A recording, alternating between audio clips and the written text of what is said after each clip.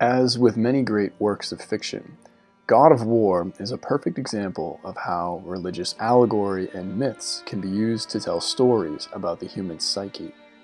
While it is set in a world built around Norse fantasy, much of the plot and themes draw heavily from symbolism and psychology that go far beyond its surface level. It is a hero myth, subtly nested inside a complex psychological drama to tell a classic story of a father strengthening his relationship with his son. It really is so much more than just another action game.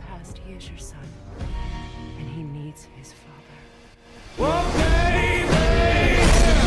No place for a boy. You must be a warrior. So I'm a man now. Like you? We are more than that. The responsibility is far greater. And you must be better than me.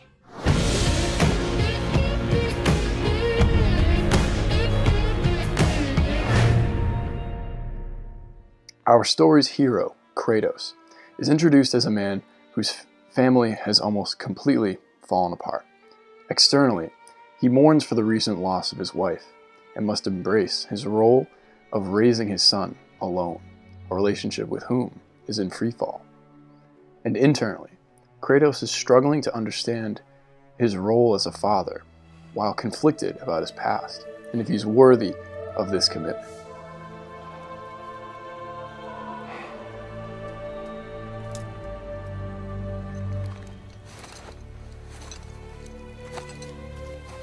Found some.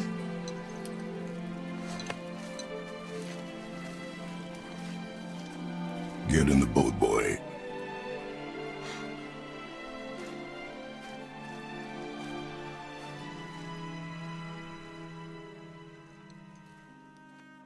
The opening scene conveys these emotions and gives us thematic insight into the story to come through the symbolic chopping down of a tree.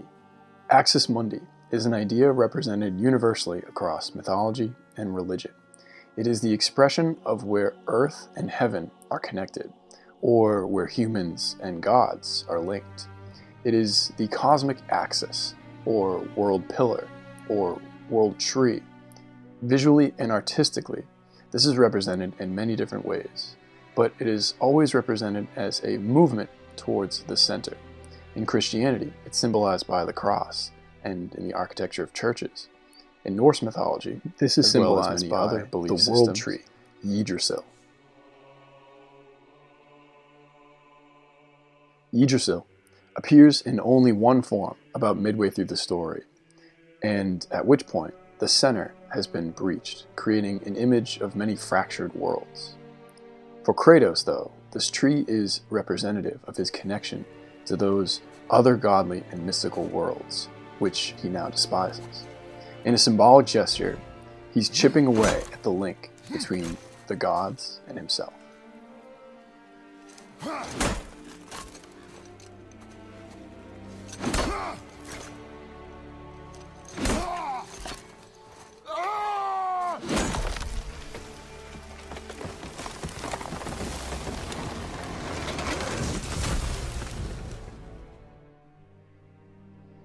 God and man, faith and hopelessness, good and evil.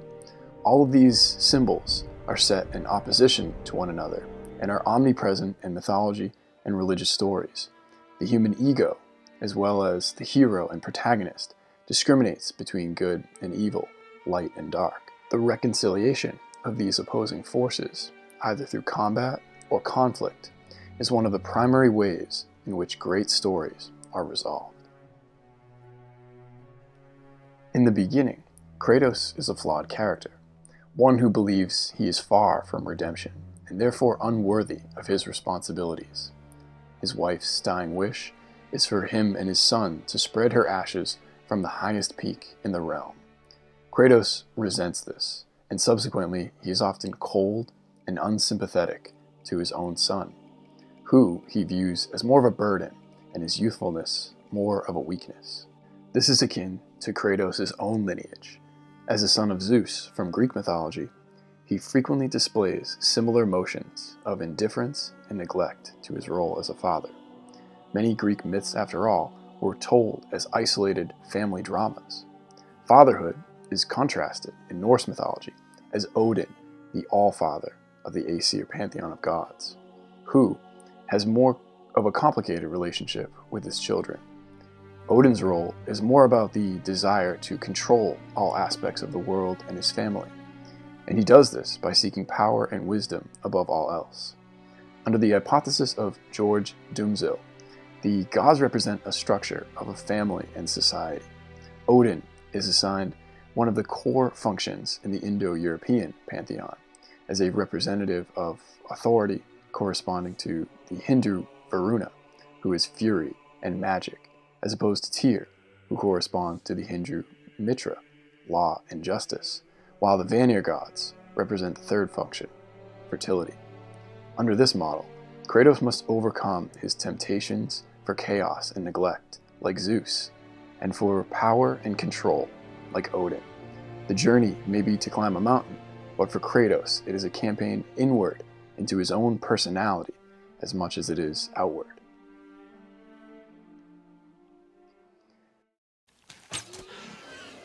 Yes! Do not lose it. The shadow is a concept found in analytical psychology, but can sometimes be observed in fiction. It is a great source of dramatic tension and character growth in storytelling. A character's shadow typically is a projection of some part of the main character, the protagonist.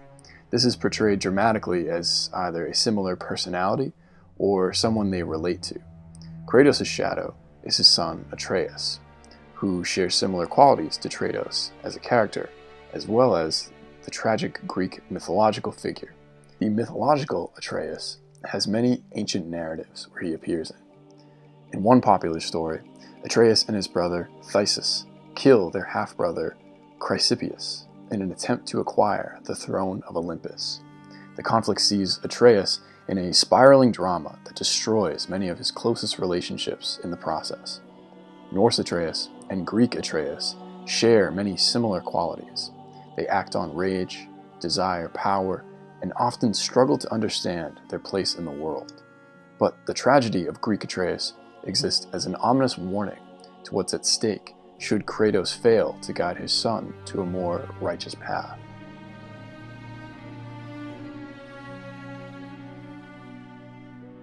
Other examples of parents failing their children can be seen through the characters of Modi and Magni, the sons of Thor. Throughout the plot, we see and hear Thor's cruel and careless behavior. Mimir tells stories that give us an image of a Thor as an egotistical brute with a lust for violence, just as later we see his wake and destruction of the frost giants, the Jotuns, from which the characters have great sympathy for. Although Thor's presence is felt, our characters never confront him. Instead, they are continuously beckoned by Thor's two immature children. They are childish and use their godlike powers to bully and toy with their enemies. Though through these villains, we see a direct result of Thor's failure as a father, and another reminder of how important Kratos' role is to Atreus. And where do you think you're going? Oh no, brother.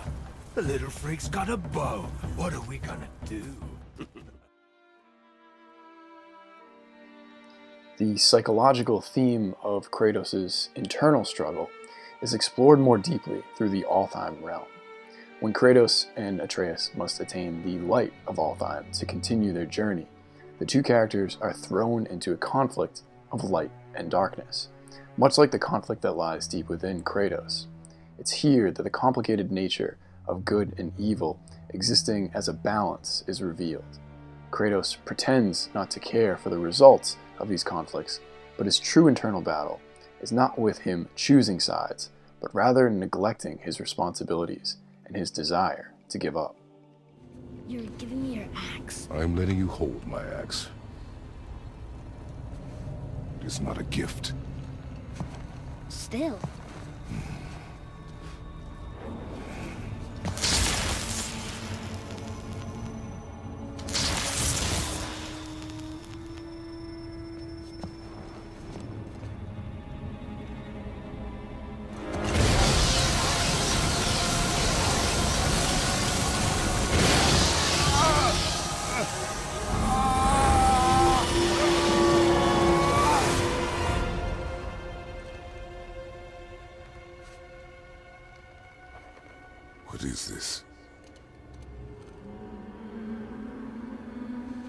Faye?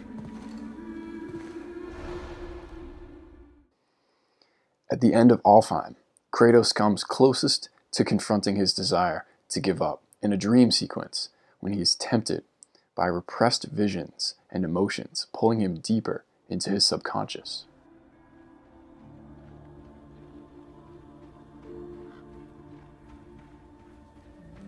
He always leaves. He's never here.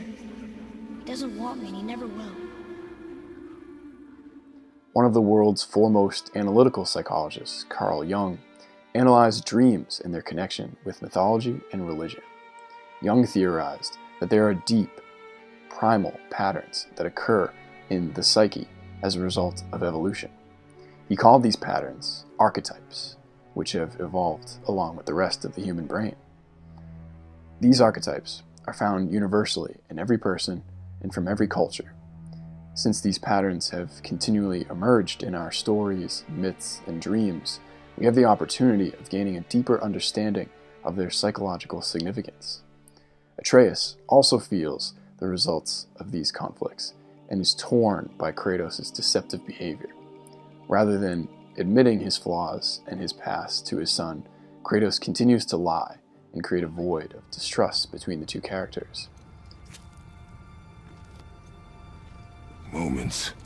No! You've been gone a long, long time! I didn't know what to do! You left me here! Again! Why don't you care?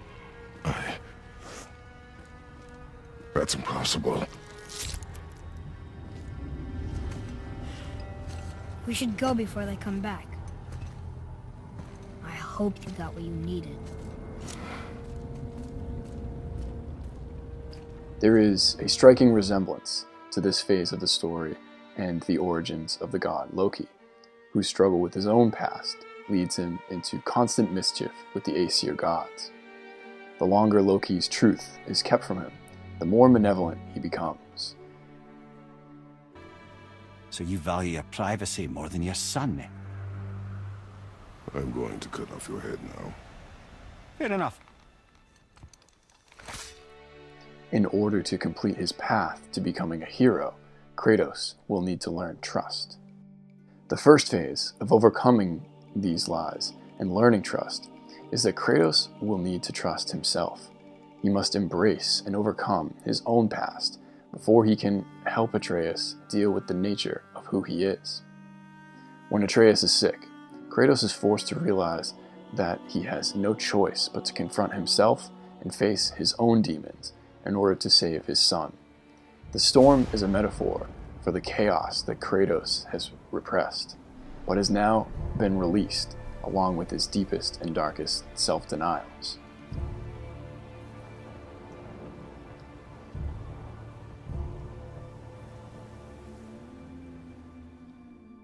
Earlier, we touched upon the use of axis mundi, a symbol used to express things moving towards a central point. This point represents the link between heaven and earth, or God and man, but it also represents unification, totality, and wholeness. And like many great adventures, the hero must complete this central point and endure the most difficult part of the journey from within.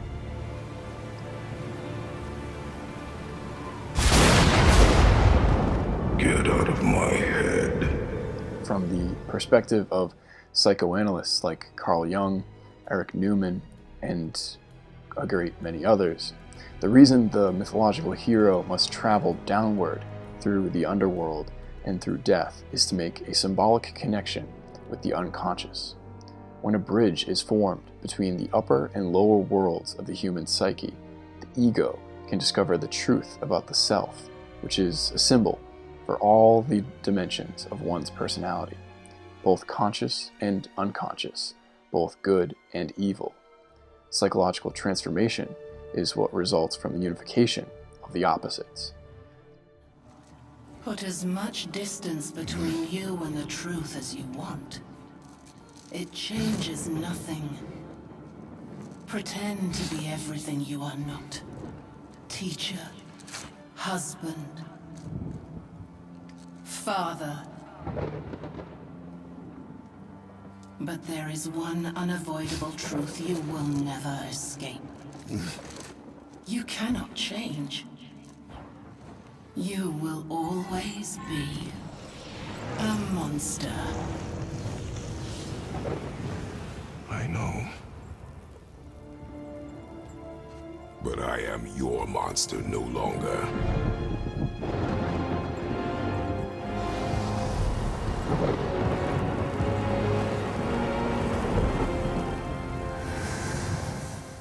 Story arc from this cosmic cycle is the pattern that emerges in myths, legends, and stories. Whether the threatening darkness is internal or external, it's the one who continuously confronts this darkness and prevails that is exalted as a hero, and the one who makes the ultimate sacrifice is the one we admire the most. Kratos' journey into Helheim enables him to build a bridge between the parts of himself that he identifies as good and the parts he identifies as evil. He emerges from this near fatal struggle as a man reborn, a man more whole than he was before, a man who is able to face his challenge with a better understanding of who he is, what he wants, and how he feels. Kratos is now ready to reveal to his son the truth about himself and their purpose. The truth. I'm a god, boy. From another land far from here. When I came to these shores, I chose to live as a man. But the truth is, I was born a god. And so were you.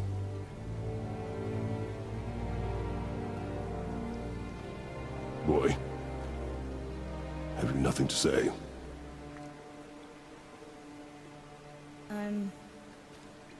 Can I turn into an animal? Can you turn into an animal? No. No, I do not think so. Many remember this as a line for its connection to events that happen later in the story, but it serves a greater purpose, to show a transformed Kratos.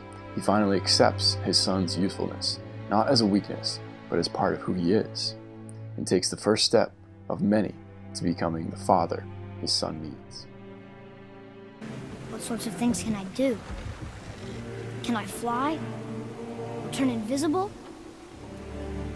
I don't feel like a god.